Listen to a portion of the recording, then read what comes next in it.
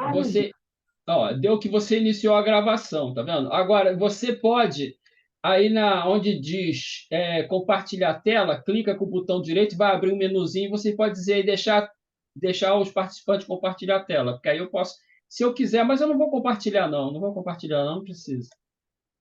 Vamos lá, gente, está chegando o nosso horário, nós já passamos alguns minutinhos. Hoje, dia 30 de janeiro de 2023, nós estamos aqui na Sociedade de Estudos Espírita Francisco de Assis para mais uma reunião pública, a reunião das segundas-feiras. E hoje recebemos o nosso irmão Paulo Brandão, trabalhador do CEOS, Centro de Educação e Orientação Espírita, Gerson Gonçalves, localizado na Taquara, em Jacarepaguá. E hoje o nosso estudo vai ser desse livro, Religião dos Espíritos, né? Religião aqui de Francisco Cândido Xavier, pelo Espírito de Emmanuel. E o nosso capítulo de hoje tem por título Sofrimento e Eutanásia. Esse texto de Emmanuel está relacionado à questão 944 de O Livro dos Espíritos. Então, vamos iniciar a nossa reunião fazendo uma pequena leitura de preparo. O nosso preparo é desse livro Ânimo, de Lourival Lopes. E a mensagem é elevar-se. Tu não és apenas corpo, massa, matéria. Não penses então, viver, ser útil, desenvolver-me para que, se tudo acaba, né? Então não penses assim, viver, ser útil, desenvolver-me para que, se tudo acaba.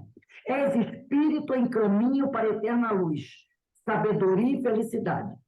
E os germes, as sementes dessa eternidade já estão dentro de ti. São as tuas qualidades. E aguardam de ti uma contribuição para que desabrochem e cresçam.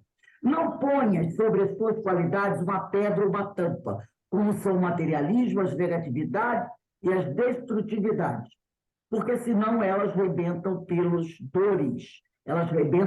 dores. Eleva-te, não és algo grosseiro. A força que há em ti não admite barreiras. O corpo físico é a tua base de lançamento para o alto e para a felicidade. Então, nesse momento, vamos elevar o nosso pensamento ao alto, a Jesus, nosso Pai Criador, aos amigos espirituais, pedindo ao Senhor que nos abençoe, que nos fortaleça, para que todos nós possamos continuar a nossa caminhada. E assim, Senhor, envolvidos por essas vibrações que vêm do alto, te pedimos amorosamente, ó Pai, que nos permita dar por iniciada a nossa reunião da noite de hoje. Graças a Deus. Então, meu amigo Paulo, a reunião começa agora. Você tem aí até 7h40, porque nós passamos um pouquinho aqui do horário, né? Até 7h40, 19h40, para fazer as suas reflexões. Que Deus te abençoe e abençoe a todos nós. Boa noite a todos, aqueles que eu não vi há um bom tempo, bom estar vendo todo mundo outra vez, tá? E sempre peço a bênção de Deus, do Mestre Jesus, para que nós sejamos inspirados e encontremos sempre as palavras necessárias para o esclarecimento, né? Eu só um alertazinho, né? Porque agora parou de trovejar, mas acho que vai dar para fazer a palestra direitinho. Porque se cair aqui, cair a minha energia, eu vou sair do ar, né? Porque da última vez, há 3 dias que vem acontecendo isso, eu fico até sem sinal de celular. E a energia só está voltando lá para meia-noite, quando cai. Tá? Mas vamos começar aqui o trabalho. O trabalho previsto para hoje foi do livro, né? O meu é um pouquinho peça de museu, mas tudo bem. Mas é o mesmo texto, é, o, é, o, é a mensagem sobre sofrimento e eutanásia e fala da questão 944 do Livro dos Espíritos. Então, é uma das referências, é questão 944 do Livro dos Espíritos. A outra referência é o Evangelho segundo o Espiritismo, não é? Que está no capítulo 5 e é o item 28, que também pergunta se é justificável antecipar a vida, né, de alguém que está sofrendo muito. Né? Existem algumas coisas hoje que estão acontecendo aí, a gente está ouvindo na mídia, alguns países que estão legalizando a eutanásia, né, que não era legalizada antigamente só na Suíça, e o que está acontecendo é uma coisa muito triste. É a legalização para cometer o suicídio, porque tem uma pessoa que está idosa, está em cima da cama, está dando muita despesa, aí então o parente ou quem toma conta pode dizer que é uma morte misericordiosa. E o que está acontecendo? Isso é notícia que eu tenho ouvido aí pela internet, que estão deixando, às vezes, pacientes idosos em cima da cama, sem apoio, sem higiene, aí eles ficam num desespero e acabam assinando o termo lá ou deixando assinar o termo, tá? Isso aí foi só uma notícia. Mas vamos então, eu gosto sempre de começar as reuniões fazendo uma definição dos termos para a gente começar a compreender. Depois vamos levar para a interpretação da doutrina. Vamos lá. Definição de eutanásia, né? Que eu encontrei aqui. Prática sem amparo legal pela qual se busca abreviar sem dor ou sofrimento. Agora, interessante que essa definição eu tirei de algum dos livros antigos, que diz que é sem amparo legal. Sem amparo legal nos países em que não autorizou. Porque o Canadá agora autorizou. Então, tem amparo legal. Né? Em que procura-se abreviar sem dor ou sofrimento a vida de um doente reconhecidamente incurável e sofredor. Então, é incurável, está sofrendo muito, são as duas desculpas. Né? A desculpa para essa prática geralmente é proporcionar uma morte serena e sem sofrimento ao enfermo. Aí vem o mas o Espiritismo a condena, pois que, mesmo estando o corpo a sofrer, o espírito aprende, reconsidera, reformula, medita, resgata velhas dívidas com a lei. Cada um deve partir do mundo no momento exato do término de suas provas e expiações. A abreviação delas pode causar ao espírito transtorno de difícil reposição.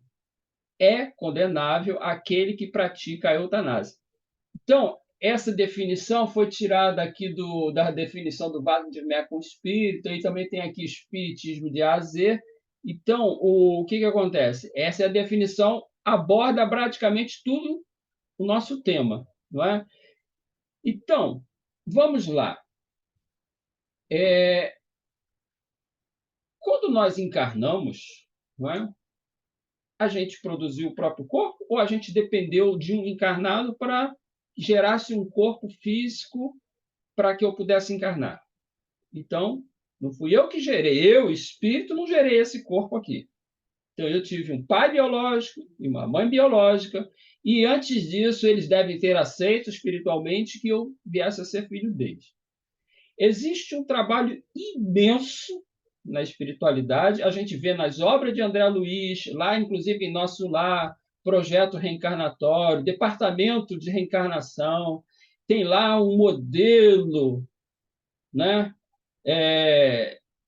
Que seria o corpo físico da pessoa ali, mas na verdade é um modelo perispiritual em que mostra os detalhes, as possíveis doenças que vão sofrer no futuro.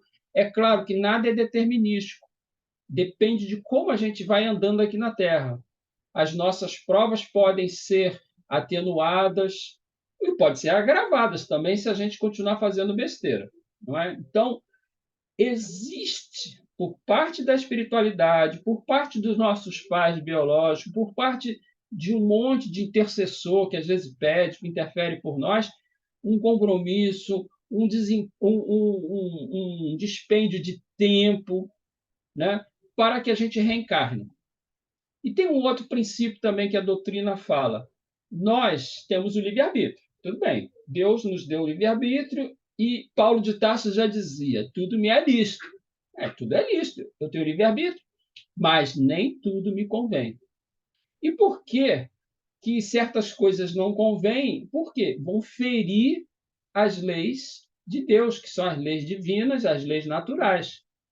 E a gente estuda que nós encarnamos para evoluirmos. Somos espíritos ainda atrasados e precisamos de viver na carne. Agora, o fato da gente entrar na carne, tem espírito aí esperando não sei quantos anos, aí comete um erro, aí vem aqui, promete um monte de coisa, incide novamente nos erros, aí entra na fila para reencarnar novamente. E às vezes a fila vai aumentando e o tempo vai aumentando. Né? É trabalhoso, o que eu digo, para o plano espiritual, a gente reencarnar também. E quando nós cometemos um suicídio, por que que suicídio é considerado um crime, um dos... Eles falam de pecado, eu não gosto dessa palavra, não, é uma infração das leis divinas. Por quê?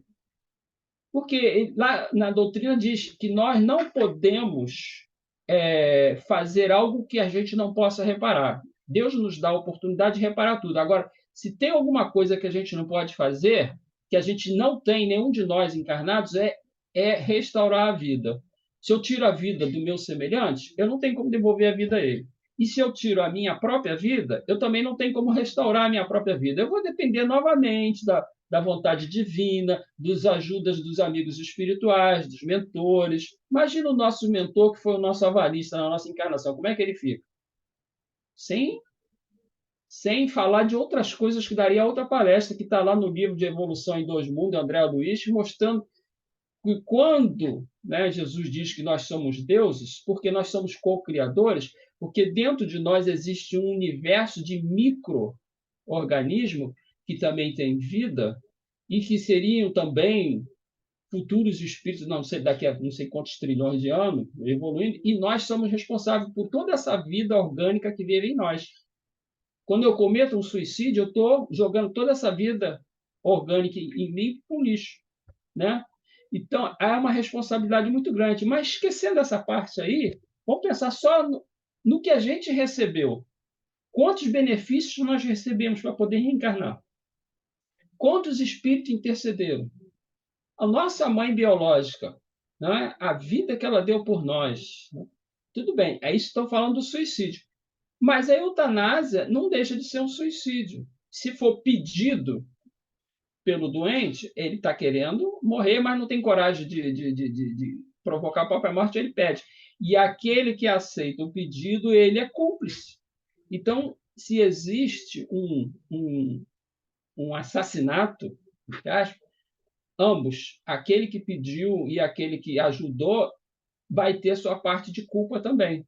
Tem uma parte no livro dos Espíritos que pergunta: a pessoa não tem coragem para se suicidar, pede para ir para a guerra e vai lá, vai entrar na frente das metralhadoras para poder desencarnar. É suicídio. O que vale é o que está aqui. Né? Então, e a gente entrando aqui, como ele já disse aqui, cada um tem o seu momento certo, o espírito ele tem que refletir, ele estando no corpo. Eu conheci pessoas num dos períodos da minha vida, quando eu morei fora do Rio de Janeiro, que a pessoa já estava lá há quase 10 anos na dependência dessa senhora que nós conhecemos, que era filha dessa pessoa que estava doente. A minha própria mãe, que desencarnou agora esse mês, dia 18, ela já estava há mais de 5 anos em cima da cama. Tinha que ser levada para banho, para banheiro, para higiene, para tudo. Já não conseguia mais nada. E já estava num estágio assim que dificuldade você falava, parecia que ela não estava ouvindo, a gente sabe que o espírito está ouvindo, né? Uma dificuldade muito grande. Minha mãe, a minha irmã, que ficou com ela lá em Cachoeiro Itapemirim, né? Agora até a gente tem trocado mensagem e tudo mais, quer dizer, cuidou dela. E eu até ficava pensando, o que está segurando a minha mãe aqui? Ela está quase que num estado vegetativo, alguma coisa, né? Alguma coisa, alguma dúvida, sei lá, se ela está querendo uma reconciliação com um de nós, né? Dos 5 filhos, só tem 3, 2 já foram. Quer dizer, uma das coisas que os pais sempre sentem é o filho ir antes, né? Então, e agora a gente tem essa certeza de que ela foi, e por tudo que ela passou, ela deve estar bem. Porque não houve antecipação, a gente nunca foi uma pessoa, nunca vi Ela nunca viu ela reclamando de nada, sempre tudo muito bem, sempre aceitou tudo bem. Então a minha irmã sempre aceitou aquela situação, inclusive até uma vez eu falei para minha irmã, olha, você está preparado? Né? Aí lá está aí a testemunha. Uma vez eu fiz essa pergunta para ela. Ela ficava o tempo todo, a minha mãe, minha mãe, minha mãe. Eu falei, olha, você está preparado? Porque às vezes a gente é que está segurando. A gente é que está aqui servindo de obsessor e segurando, o espírito precisa desencarnar e a gente está aqui. Não, não vai não, fica aqui. Tem que soltar, gente. Aceitar a vontade de Deus. Né? Isso que eu passei para você, Eloy, eu passei para minha irmã agora, recentemente, né? Dessa necessidade. Então, olha só, quanta dívida nós assumimos com o plano espiritual para poder reencarnar. Aí chega aqui, a vida está uma droga, a minha doença, isso, aquilo. Não é? Até tem um filme que passou que tinha um rapaz muito bom, bem afeiçoado, uma família. Ele sofreu um acidente e ficou tetraplégico, né? E no filme ele vai para a Suíça para fazer a eutanásia, né? E até a pessoa que ficou tomando conta dele ficou muito apegada a ele, tudo mais. O filme é muito interessante. Então a gente vê que às vezes as pessoas ficam iludidas. É a mesma ilusão que existe do materialista. Ah, eu estou sofrendo. A vida é só isso aqui. Poxa, se essa vida aqui é material e eu estou nessa situação, se eu deixar de existir, eu paro de sofrer. Aí é o grande erro, né? Porque a pessoa pensa que vai deixar de existir no momento em que o corpo físico deixar de ter energia, não é? Mas não é a verdade. E quando chega do lado de lá, descobre que a prova do lado de lá é bem pior do que se ele tivesse ficado do lado de cá. Não é? E tinha mais uma outra coisa, daqui a pouco eu lembro. Né? Então, vamos ver aqui.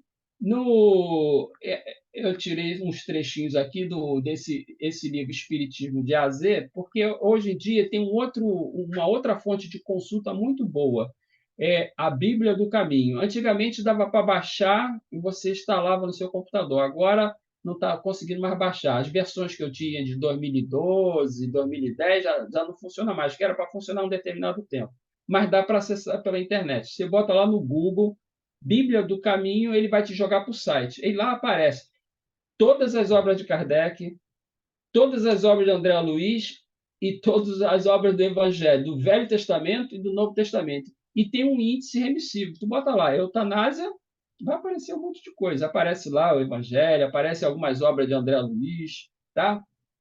Então, olha só.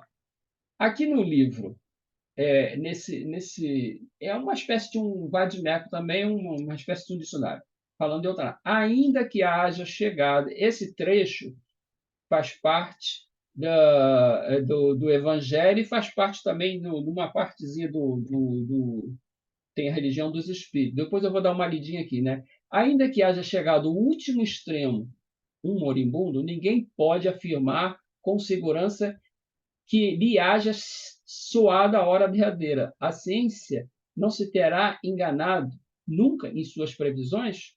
E nos trechos que eu li, né, quantas pessoas já aconteceram aí de a pessoa ser dada como desenganada e, de repente, a pessoa está lá nos equipamentos que mantêm a vida, daqui a pouco a pessoa volta, né, ao estado de vigília, que estava em coma, né? E hoje em dia a ciência ela reconhece que declara como morte física quando não tem mais atividade cerebral. A gente sabe, pelo conhecimento que a gente tem da doutrina, que realmente o cérebro é a interface, é o nosso plugzinho de internet lá com a parte, com o espírito e ele agir no corpo orgânico.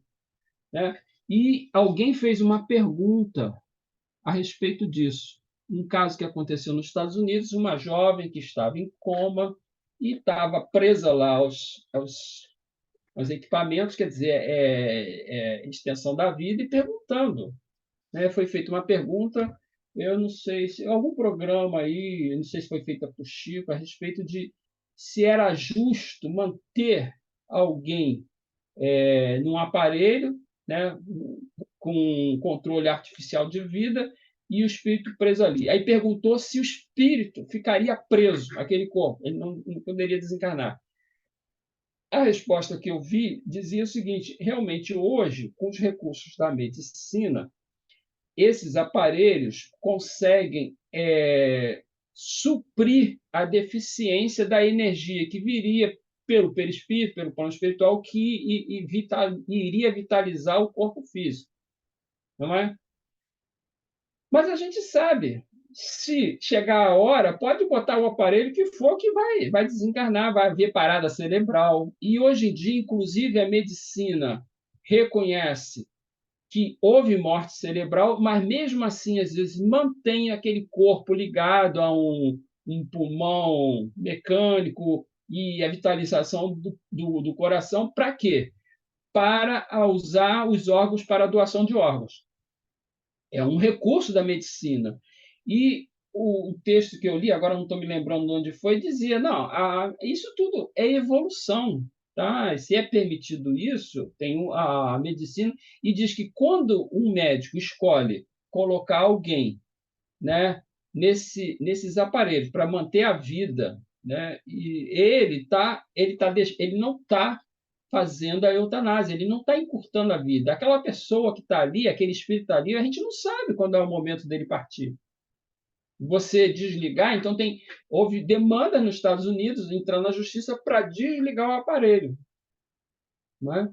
Mas se a medicina hoje já sabe, se tem atividade cerebral, tem vida. E se tem, nós sabemos que se tem vida no corpo, tem um espírito encarnado ali. E ele diz que você ficar ligado aos aparelhos realmente pode segurar o espírito.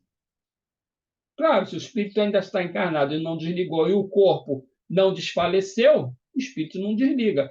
Mas para o plano espiritual, no meu entender, eu acho que se chegar a hora, eles desligam. Aí vai ficar apitando lá, né? Em vez de ter aquele coraçãozinho, vai, vai ficar. Aí pronto, parou. Aí desliga tudo, a pessoa é dada como morta, né? Aqui pela ligagem dos homens.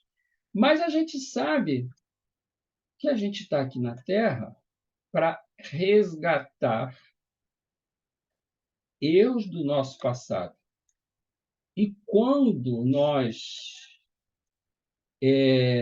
estamos aqui, a gente não sabe. Nós temos, graças a Deus, o esquecimento do passado. Que se a gente ficasse lembrando, a gente talvez não fizesse mais nada, porque ficaria com o processo de culpa, a gente não conseguiria encaminhar, não conseguiria reiniciar a caminhada.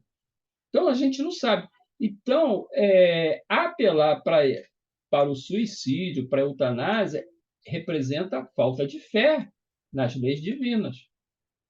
E quando Jesus diz bem-aventurados os aflitos, né, os que sofrem, porque Emmanuel fala isso. E aqui no nosso texto vai dizer exatamente isso. Porque através dessas provas, através do sofrimento, através o corpo físico, ele funciona para a gente igual aquele macacão do cara que é da oficina.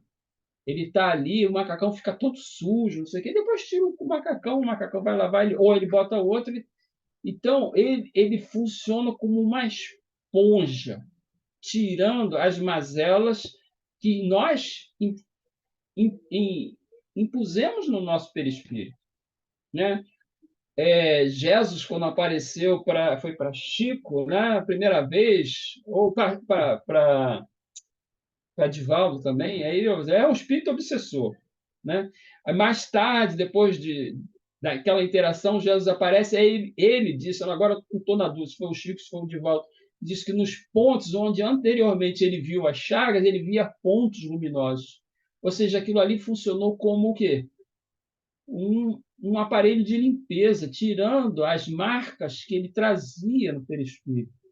E quando a pessoa comete eutanásia, ou a gente proporciona isso, a gente às vezes está tirando do espírito aquele tempinho que ele precisava para o arrependimento, ou aquele tempinho que ele precisava para mais uma limpeza, né, que está sendo feita no seu corpo espiritual. E isso pode representar, como ele diz, muito tempo depois para restabelecer aonde ele poderia ter chegado. Digamos, mais 6 meses, mais um ano. Era um ano de encarnação. e se ele perder essa oportunidade, isso pode representar uma nova encarnação com os mesmos problemas, e quanto tempo ele vai precisar, né? Então, olha só, o texto, é bom a gente ler para a gente não ficar muito fora, né? Sofrimento e eutanásia. Quando te encontres diante de alguém que a morte parece limbar de sombra, recorda que a vida prossegue além da grande renovação. Ou seja, não é ali, a vida não é. Ele para nós aqui encarnado está morrendo, mas não está morrendo. Não te creias, ou seja, não, você não tem autoridade, né, a desferir o golpe supremo naqueles que a agonia emudece. Então, ele está ali naquele estado, às vezes não fala mais. Minha mãe não falava mais. A gente não sabia mais a vontade que ela, né? O golpe supremo naquele que a agonia emudece, a pretexto de consolação e de amor. Porque às vezes a pessoa pensa, né, eu estou livrando ela do sofrimento. Porque muitas vezes, por trás dos olhos passos e das mãos desfalecentes, que parece deitar o último adeus, apenas repontam avisos e advertências para que o erro seja assustado, ou para que a senda se reajuste amanhã. Ou seja, às vezes, até aquela expressão daquele ser que está ali, seja, não faz isso comigo. Não é? A gente não sabe, a pessoa não está mais se comunicando. A gente, às vezes, não consegue mais expressar o seu pensamento. Então, a gente tem que ter fé. A gente tem que acreditar que Deus está no comando. Jesus está nos dirigindo, nos inspirando. E os mensageiros da luz que vêm fazer cumprir a sua vontade estão conosco. Então, a gente tem que ter essa fé. Eu entendo que partir para a eutanásia, ou a pessoa mesmo que parte para o suicídio, é pura falta de fé, e a gente sabe também que dentro da doutrina é a falta de ver aquela visão da vida futura, que a doutrina nos coloca, nos dá essa segurança, essa perseverança, essa capacidade de passar por todas essas provas. E ele diz assim: ante o catre da enfermidade mais insidiosa e mais dura, brilha o socorro da infinita bondade, facilitando a quem deve a conquista da quitação. Ou seja, aquela enfermidade é o processo de depuração. E se a gente vem facilitar a eutanásia, até atender o pedido daquela pessoa, porque ela pediu, ela consegue falar, né? Aí pede. E a gente atende. Mesmo que tenha sido a pedido, se a gente atende, a gente está sendo conivente, a gente está sendo cúmplice. E nós vamos ser responsabilizados por esse ato. O que a gente pode fazer com uma pessoa numa situação dessa? É exatamente isso que a gente faz até numa reunião mediúnica. Se vê um espírito que está equivocado, a gente tem que mostrar para ele que aquilo ali é passageiro. Quando Jesus diz bem-aventurados, ele quer dizer que é o seguinte, que vão chegar ao plano espiritual numa condição muito melhor do que aquela que estão aqui, que vão ter a felicidade que merecem, que têm merecimento, e por suportarem bem as suas provas, por irem até o termo do tempo que tem que permanecer aqui, né? Por isso mesmo, nas próprias moléstias, reconhecidamente obscuras para a diagnose terrestre, ou seja, a nossa medicina ainda não conhece, fulgem lições cujo termo é preciso esperar, ou seja, tem que esperar acabar aquele momento, a fim de que o homem lhes não perca a essência divina. Ou seja, aquele que está passando pelaquela prova, se a prova é antecipada, ele perde o termo da essência divina e, às vezes, a prova é perdida. Imagina, você vive 60 anos, 70 anos, a minha mãe, 89 anos, faria esse ano, 89. Por causa de alguns meses, ou dias, ou semana, você, ali no final, é claro, todo o processo do espírito é levado em consideração todo o mérito, tudo que ele já fez na caminhada até aqueles 69, 89 anos, mais do que o final, né? O final vai ser fecho de ouro ou não. Mas se ele, no final, ele prejudicar a caminhada dele, aí ele já vai estar novamente com uma dívida que não foi paga, né? Então, como Emmanuel nos diz, e ele diz aqui, né, que deve ser aproveitado. É preciso esperar o fim de que o homem, o fim de que o homem lhes não percam a essência divina, ou seja, o motivo por que ele está passando aquilo, por aquilo.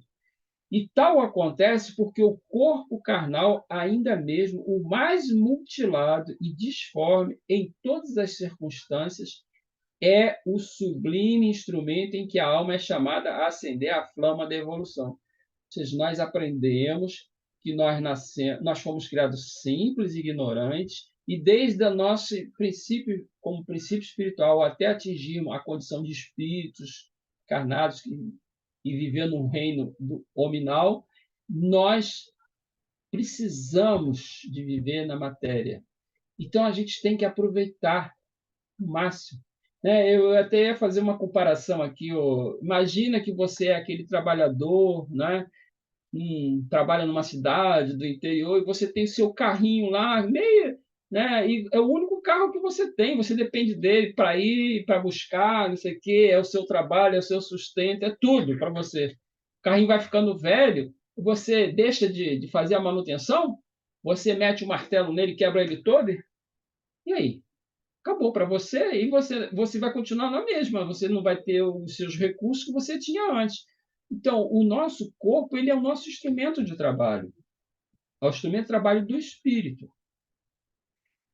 Só que esta visão materialista de que a vida é só isso aqui, então muitas pessoas não entendem a continuidade da vida, não têm a visão, né, da vida futura, pensam que tomando essa decisão capital aqui, resolveu o problema. Aí não, está começando outro problema e às vezes maior, né? E ele vem dizendo aqui, ó, é por esse motivo que no mundo encontramos cada passo, né, trajes físicos em figurinos moral diversos, ou seja, ele quer dizer o significado de cada situação que a gente tem. Então ele diz corpos santuários. Jesus já falou, né? O nosso corpo é um santuário. É ali que o espírito se recolhe no seu íntimo, é ali que ele emite seu pensamento, ele entra em contato com a divindade. Então, quando o corpo, né, ele prestigia o seu corpo, toma coisa, aquele corpo se torna um santuário. Corpos, oficinas. O que acontece numa oficina? A gente constrói, a gente repara. Então, o corpo ele serve para a gente como um reparador das nossas deficiências perispirituais. A gente constrói novas capacidades, né? Olha, gente, o perispírito, ele não chegou a ser o que ele é, porque diz, o perispírito é o modelo organizador biológico, ou seja, tudo que a gente está vendo aqui fisicamente está lá plasmado também no perispírito. Mas será que o espírito saiu da condição de mônadas espirituais e chegou a ser um corpo complexo como o nosso assim? Não. Quem vê André Luiz lá em Evolução em Dois Mundos, vê que a gente teve que viver no mineral, teve que viver no vegetal, teve que viver como animal para chegar ao que a gente é hoje. Ou seja, esse corpo ele vai evoluindo, né? E através da experiência no corpo físico que a gente vai, o espírito que ainda está evoluindo, que vai agregando novas funções ao perispírito. Através das necessidades, vai desenvolvendo o intelectual e vai desenvolvendo essa parte também construtiva. Aí tem o corpo de bênçãos, que são corpos que estão em condições que ajudam a gente a superar as nossas dificuldades, é a inteligência, é a capacidade de trabalho. Existem corpos esconderijos. Imagina, uma pessoa, a gente via aqui no Maria de Lourdes, aqui perto do CEOE, aqueles espíritos com deficiência mental, praticamente o corpo vira uma camisa de força. Mas o espírito está ali dentro, ele está consciente. E se ele é maltratado, ele sente tudo aquilo. A gente via, né, quando você ia visitar, dependendo do que você falava, se o espírito está inconsciente, ele está num corpo, ele está ali que parece que ele é só um corpo de carne ali, que nem fala nem nada, mas de repente, determinadas coisas que a pessoa fala, você vê uma lágrima escorrendo. Por quê? Que ali dentro daquele corpo defeituoso, desse corpo esconderijo, né, tem alguém. O corpo esconderijo também, porque às vezes o espírito está com tanta dívida, ele tem um monte de outros espíritos o perseguindo, e ele vem num corpo, até tipo, numa encarnação de um sexo diferente, até para poder dar um tempo, pelo menos uma encarnação, em que os seus cobradores não o encontrem, para ele dar um tempo para ele refletir, para dar um descanso, para ele continuar a caminhada mais adiante. Os corpos flagelos, aqueles que a pessoa sofre, né? Minha opinião, eu poderia botar aqui nosso patrono aqui da nossa casa, Jesus Gonçalves, fruto da doença, ele é discriminado na sociedade, ele é jogado dentro de um asilo, um hospital-asilo, e é incomunicável, a família não pode, então isso é terrível, né? Os corpos ambulâncias são aqueles que levam a gente para uma situação melhor, para um pronto-socorro. Os corpos cárceres, é isso que eu falei, né? Somente desses que têm é, é, deficiência mental plena, né? E os corpos expiações, dores, condições, as pessoas. é, São várias coisas, várias patologias que podem acarretar isso, né? Em todos eles, contudo, palpita a concessão do Senhor, induzindo-nos ao apagamento de velhas dívidas que a eterna justiça ainda não apagou. Não desrespeites assim quem se imobiliza na cruz horizontal da doença prolongada e difícil, administrando-lhe o veneno da morte suave, porquanto provavelmente conhecerás também, mais tarde, o proveitoso decúbito indispensável à grande meditação. E o que ele está dizendo aqui? Hoje pode ser que eu proporcione para alguém uma eutanásia, mas amanhã, daqui a 20, 30 anos, eu posso estar na mesma situação daquela pessoa e vou perceber o quanto aquilo ali é útil. E, de repente, alguém vem me proporcionar a eutanásia, né? Aí a gente vai ver o quanto foi de erro. E usando bondade para os que atravessam semelhantes experiências, para que não te falte a bondade alheia no dia da tua experiência maior. Ou seja, é, é o famoso dando que se recebe, é amando que se é amado. É aquele poema de Francisco, né? Porque a gente colhe o que a gente semeia. Isso é a lei maior, né? Um dos provérbios maiores que a doutrina nos ensina. Então, se eu ajo desta maneira, amanhã estarão agindo comigo da mesma maneira, né? E no próprio Evangelho diz assim, né? No Consolador, a pergunta 106 do Consolador diz: a eutanásia, em suma, é sempre uma forma de homicídio, pelo qual seus autores responderão no futuro em grau compatível com as suas causas determinantes. Ou seja, qual foi o interesse de fazer essa eutanásia? Tem gente que tem interesse de fazer eutanásia. O cara vai me deixar uma herança, não sei o quê. Então, quanto mais rápido ele for, melhor para mim. Então, é esse compromisso, as causas que levaram a acontecer isso, né? É claro, se a pessoa está convicta daquilo e faz parte da crença, não tem outros conhecimentos, mas já foi dito para o espírita, muito será cobrado daquele muito se deu. Ou seja, quanto mais conhecimento nós temos da vida futura e da vida do plano espiritual, mais responsabilidade nós temos com os nossos atos, com as nossas escolhas. O homem, continuando aqui, está no, né, capítulo 5, né? Questão 106, página 71 também. O homem não tem o direito de praticar a eutanásia em caso algum, ainda que a mesma seja a demonstração aparente de medida benfazeja. A agonia prolongada pode ter finalidade preciosa para a alma, e a moléstia incurável pode ser um bem, como a única válvula de escoamento das imperfeições do espírito, em marcha para a sublime aquisição de seus patrimônios da vida imortal. Além do mais, os desígnios divinos são insondáveis, ou seja, eu não sei, eu quero entender Deus interpretado, e a ciência precária dos homens não pode decidir nos problemas transcendentes das necessidades do espírito. E lá no Livro dos Espíritos, já que foi citada a questão 944, a pergunta é: tem o homem direito de dispor de sua vida? A pergunta mesmo seria 945, né? E está falando da pessoa. Eu posso cometer suicídio? Não. Só a Deus assiste esse direito. O suicídio voluntário importa numa transgressão dessa lei. Ou seja, eu falei aqui no início o quanto que nós temos de intercessão, de colaboração, de amigos do plano espiritual para a gente encarnar. A nossa mãe biológica, nosso pai biológico, tudo isso. Isso é um trabalho imenso. E a gente chega aí, né?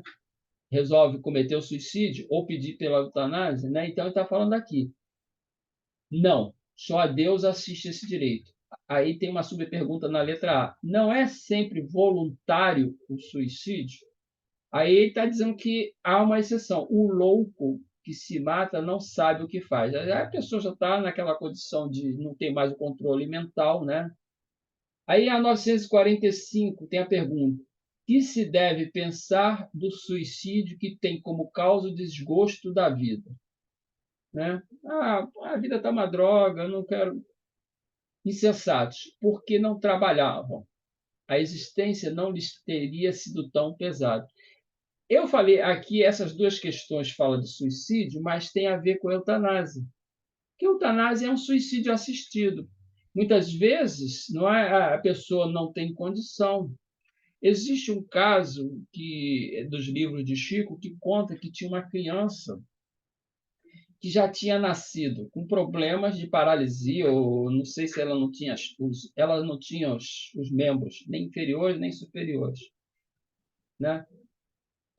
Como é que é? Não tinha os membros inferiores, tinha, não conseguia falar, aliás, não tinha os membros superiores e inferiores, coisa assim, não sei se eram os braços ou a fala. Eu sei que ela tinha uma dessas coisas e já estava com tanto problema e no final aconteceu mais uma, ou seja, perdeu a fala, alguma coisa. E alguém foi questionar a Chico o que aquela criança que já era tão sofrida, não tinha os membros inferiores, né, já não conseguia falar e agora tinha tido um problema que teve que amputar os braços, as mãos, tudo mais. Aí algum espírito chegou e deu para assim: olha, essa criança, quando ela nasceu, essa criança já estava não sei quantas encarnações que vinha cometendo suicídio. Então, ela morava perto no local, ela tinha intenção de se jogar. Então, ela não tinha as pernas, porque ela não poderia fazer isso, chegar e se jogar no precipício, né? E ela já não tinha os braços, se não me engano, ou a voz, para não implorar alguém, tipo assim, me ajuda aqui a cometer o suicídio, uma eutanásia. E o último problema que ela teve foi para ela eliminar a última chance que ela teria, ou cortar os próprios pulsos, alguma coisa assim. Então, foi tirado dela todas as possibilidades para ela não cometer o suicídio, porque ela já vinha sendo um espírito, essa pessoa já era um espírito de várias encarnações cometendo suicídio. Então, foi tirado todas as possibilidades, até a fala, para ela não convencer alguém que ela era um sofredor, coitadinho de mim, tira a minha vida. Né? Então, a gente entende que a justiça divina está trabalhando, está fazendo o seu papel. E quem somos nós para julgar a Deus, né?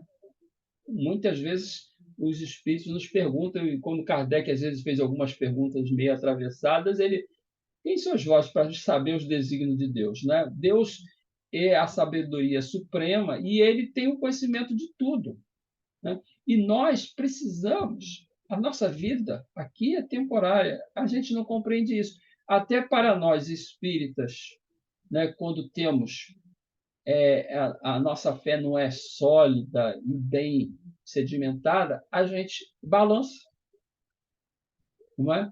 E às vezes a gente passa a aceitar certas desculpas e a gente tem que tomar certos cuidados, né, com as interpretações. Está ali escrito.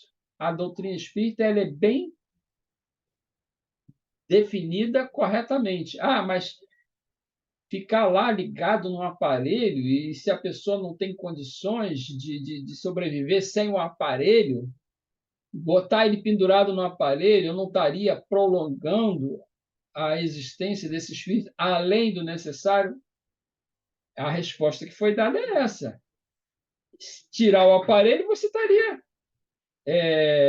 abreviando. Se o aparelho. E detalhe, né? Ele já tem na medicina, eu já li a respeito, de pessoas que ficaram em coma 6 meses ou mais. E que pela família chega lá, não, tira os aparelhos. E parece que o hospital, sei lá o quê, alguém, o princípio lá, não vai. E um belo dia, aquele espírito que era dado já como morto voltou à lucidez. Por isso que no Evangelho, né, ele diz aqui: quem, no entanto, de vós daria o direito de julgar antecipadamente os desígnios de Deus? Não pode ele levar um homem à beira da sepultura para depois afastá-lo de lá, a fim de fazê-lo voltar a si mesmo e de levá-lo a outros pensamentos? Em qualquer momento extremo em que o moribundo se encontre, ninguém pode dizer com certeza que a sua derradeira hora chegou. A ciência nunca se enganou em suas previsões? Eu acabei de citar aqui casos de gente que foi dada como não tinha mais condições e depois de um tempo voltou à lucidez. Isso para provar a ciência e a medicina que existe algo que eles ainda estão engatinhando, não é? E é isso que eu teria a dizer, mostrando que nós estamos aqui e devemos aproveitar todos os minutos. E às vezes a gente perde tempo, né? Existe a morte física do corpo, mas existe a morte do que a gente mata o tempo, às vezes fazendo coisas que são desnecessárias, excesso de tempo olhando o WhatsApp para ver isso, para ver aquilo, para se preocupar com determinados assuntos. Tudo bem, eu acho que a gente deve saber o que está acontecendo com o nosso país, mas ficar lendo tudo que publica e saber que não depende de você a mudança disso, você está matando o tempo, né? Então, existe esse conceito de eutanásia, a gente pode aumentar um pouquinho, ver se a gente não está cometendo eutanásia com o tempo que a gente tem disponível para a nossa encarnação. Ou seja, em vez da gente estar fazendo alguma coisa útil, né? E nesse aspecto, o poema de Francisco de Assis é a nossa inspiração, porque na maioria, eu diria que quase 100% da nossa evolução aqui, ela não está em a gente ficar se beneficiando a si próprio olhando para o próprio umbigo.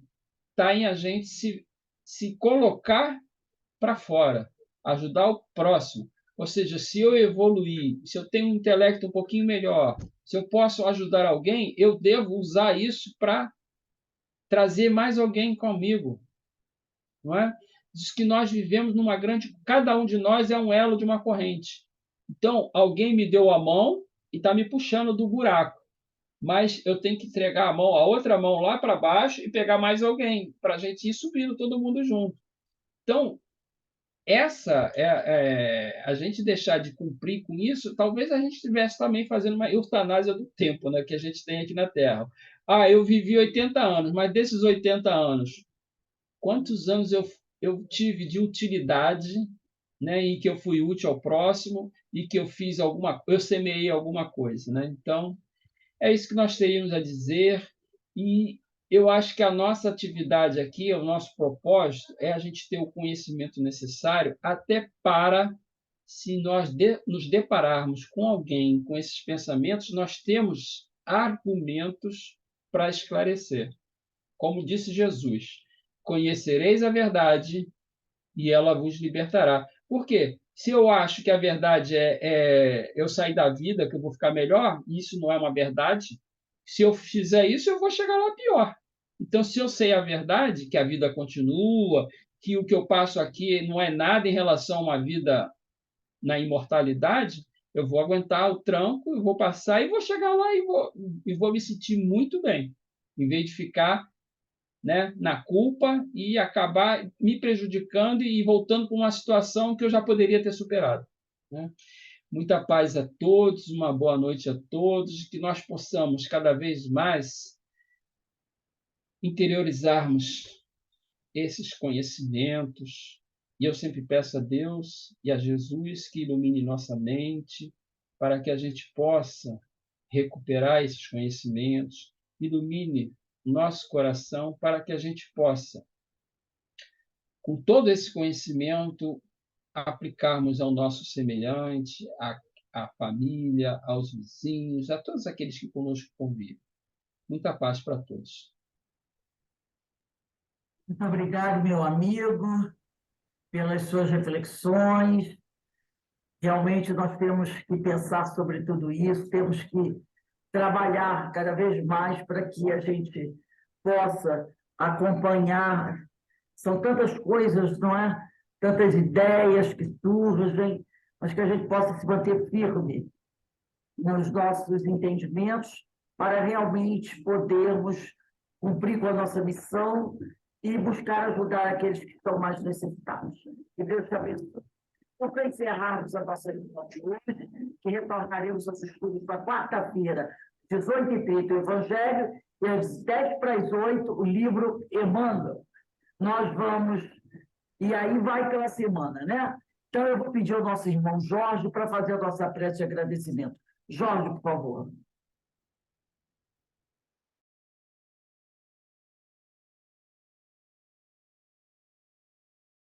Liga teu microfone, Jorge. Liga teu microfone.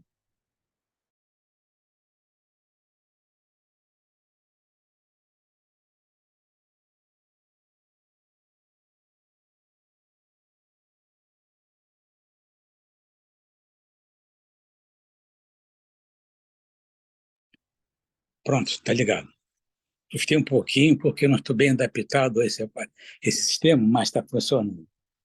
E assim, então, nós agradecemos ao Senhor essa oportunidade que nos foi dada, do conhecimento, do aprendizado, a lógica da nossa vida, o porquê da nossa encarnação, fazendo com que, assim, possamos crescer, possamos evoluir, possamos ter aqueles conhecimentos e orientações necessárias a um bom momento.